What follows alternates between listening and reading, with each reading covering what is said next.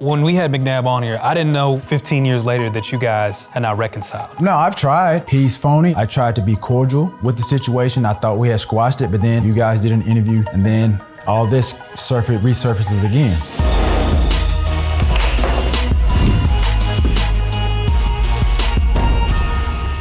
So who we got in the pool hall today? Finally, T.O.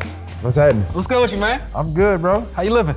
Just like everybody else during this pandemic, slow right now. I gotta ask you, man, how nice are you on the pool table? Because the Untold Stories audience has been waiting for you to jump on the pool table. Well, man. you know, I didn't really come here to play no pool, but you know. Don't worry, the audience getting their popcorn ready too for this. Okay, so I gotta ask you, Untold Stories audience have been waiting for you to jump on this show. Right.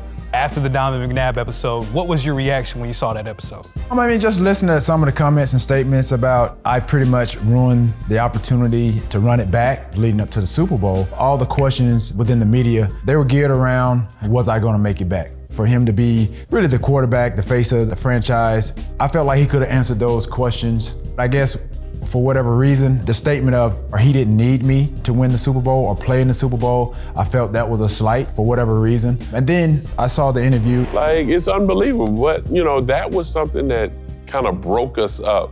That was the most frustrating for me because I knew what we could do, and if we decided to just come together, what we'd be able to accomplish. He said that I ruined their chances. So for me, it was contradictory. To say that you didn't need me to play in the Super Bowl and win it, but then I prevented you guys from running it back. So you didn't need me then, so why would you need me to run it back? For me, I felt like it was Bush League to me, to be honest. You out here playing bumper pool. The 04 season, we heard McNabb's perspective in terms of how he felt that season played out. I want to hear your perspective. How'd you feel the 04 season started? When I went over to the Philadelphia Eagles, I had nothing but the utmost respect for that organization, and for me to come over and add to the firepower that they already had with Donovan at the quarterback position. In San Francisco, I didn't have a quarterback that could step back, you know, throw the ball, 80, 90 yards down the field.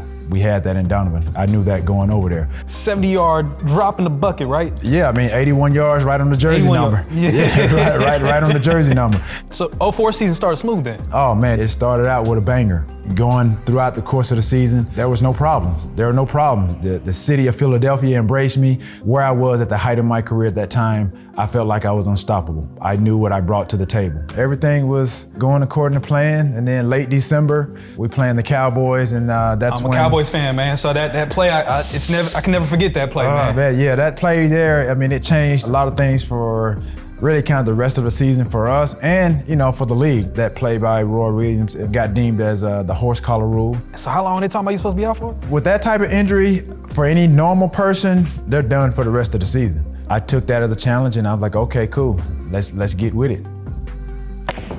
And I vowed at that time, I said, if our team play in these playoffs and they win, I said, I'll be ready for the Super Bowl. I'll be ready. That's what I truly believe that. How'd you perform? How'd you feel you did? I didn't do bad, considering. What were the stats again? 9 for 122. 9 for 122. What happened against the Patriots? When you're a quarterback or any other position, do what got you there. Try not to do too much. I was trying to be perfect. And so some of the balls which I threw obviously ended up being intercepted. And turnovers versus New England is tough because they always come back and capitalize. There were some things that were said and known after the fact about, Donovan's play, things of that nature. Like what? I mean, they said he threw up in the huddle. I need you to set the record straight. I did not throw up in the game. You did not throw up in the game? I did not throw up in the game. Where did this come from? You know what? That's a great question. As I say every time people bring it up, roll the videotape.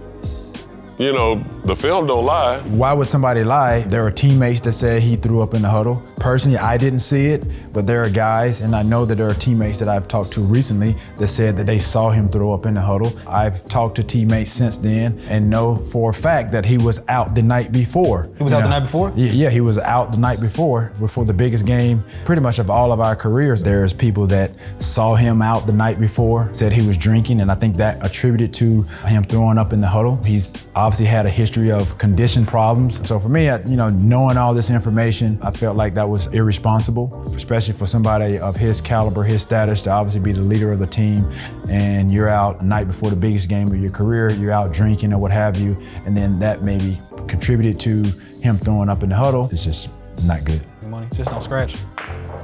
Yeah. At this point, you guys still cool? Like, when Yeah. does things turn At this sour point, between you and McNabb? At this point, like I had no problems with McNabb. I think things turned sour the next year. Obviously, there were some contract negotiations, some situations surrounding me. Andy Reid and we had some disagreements. He sent me home for the day. He basically just told me to keep myself in shape. You know, he'll get back in touch with me when he feels like we're ready to resume or whatever. And all of a sudden, this turmoil here and there, conversation going back and forth.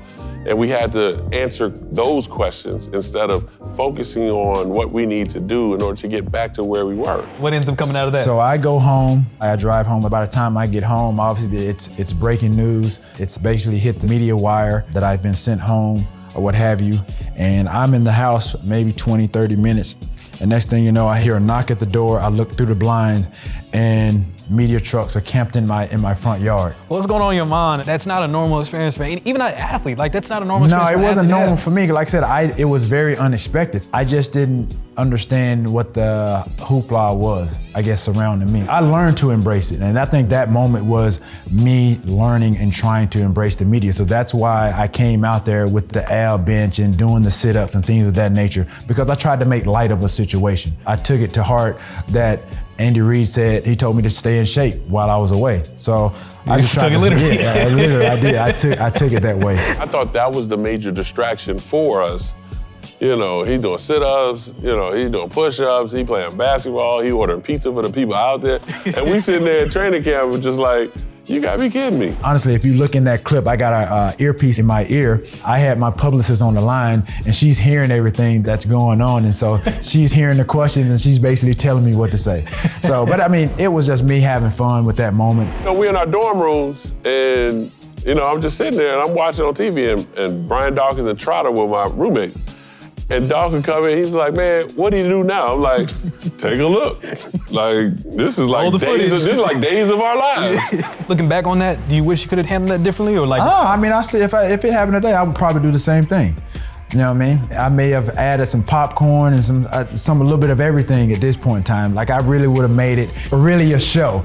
Speaking of popcorn, can I get some popcorn? I got you. I hope y'all got y'all popcorn ready for Yeah, this one too. You gotta have your popcorn Gotta ready have at the all popcorn. given time. Yeah, no doubt. At that time, that was between me and Andy Reid. It was a disagreement. He sent me home. What I do at my house is my business. I don't worry about what you're doing in your house. At this point too, so you're going through the contract situation. You mentioned earlier about McNabb. What was his involvement in terms of your contract situation? And what'd you hope that he would do? Donovan, he was an advocate for Brian Westbrook getting his money. When it came to me, he wasn't as vocal. You don't talk about another man's pocket, you know what I mean? You don't talk about another man's money. But at the end of the day, he took the liberty to talk about and be an advocate for Brian's contract, but then when it came to me, it was the polar opposite. So that's where I knew things had kind of changed. Why do you think that was? I don't know, you should have asked him. For whatever reason, I guess it ate at him that people said that I made him a better quarterback. Those were questions that the media had asked him, and he snapped back at them. Be complimentary. At that point, is that when the fallout is just so evident? Yeah, I mean, I think from that point, even from the Super Bowl, with him answering the questions of he didn't need me to win the Super Bowl. When we had McNabb on here, I didn't know 15 years later that you guys had not reconciled. No, I've tried. I tried to be cordial with the situation. I thought we had squashed it, but then you guys did an interview last year, whenever it was, some months ago, and then all this resurfaces again. You and T on talking terms, or what's the relationship like now? Hey, I give a nice peace sign and keep it moving. You know, I respect his time. You know, I love my time. You know, and there's no need for me to try to dust off anything that happened in the past, because what was in the past is in the past. You know, he's made a few comments, you know, as of late. That's cool with me. Listen, I'm a grown man. I handle grown man business. Will it ever be a point of reconciliation, you think? I heard It's him 15 years, 20 years? I've heard him say he's moved on, that he puts up the deuces. Bro, at the end of the day, he don't make me, man. Like I said, I'm in the Hall of Fame for what I've done and what I've accomplished. I appreciate the opportunity to have played with him. But at the end of the day, like I said, check my stats before I got there and check my stats when I left.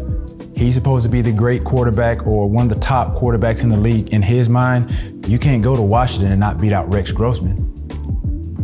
Do you think he belongs in the Hall of Fame? I could care less. At the end of the day, I'm worried about me. I could care less about that. I tried Brought a lot of heat on that one. Yeah, I tried to bring some sauce with that thing.